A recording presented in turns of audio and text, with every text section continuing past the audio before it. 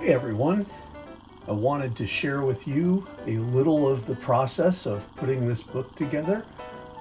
And we are now looking at, I want to say this is maybe issue 23 or 24, and we are doing paste ups in the layout side of things. So we're now looking at InDesign here. I've been doing all my remastering through Photoshop, but what I do is after I finished all of my the remastering work, all the cleanups, filling in the blacks, cleaning up the lines, all of that.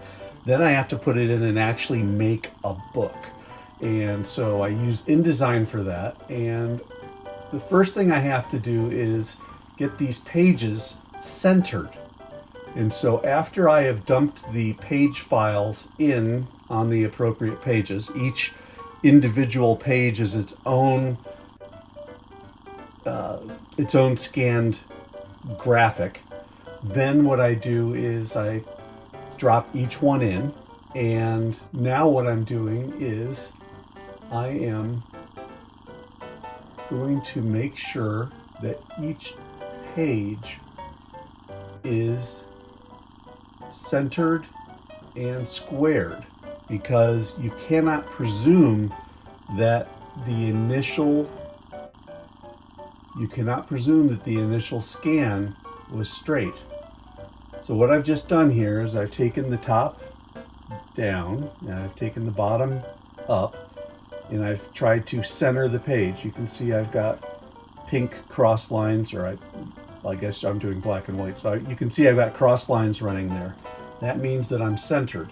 However, as you can see, this is a rough estimate of my margin borders. So what I have to do is now center the entire thing, center the entire page on that.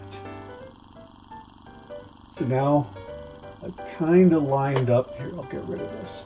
Kind of lined up the boxes there. I've kind of lined them up here, but I noticed down here at the bottom that this squared off image is not entirely touching the,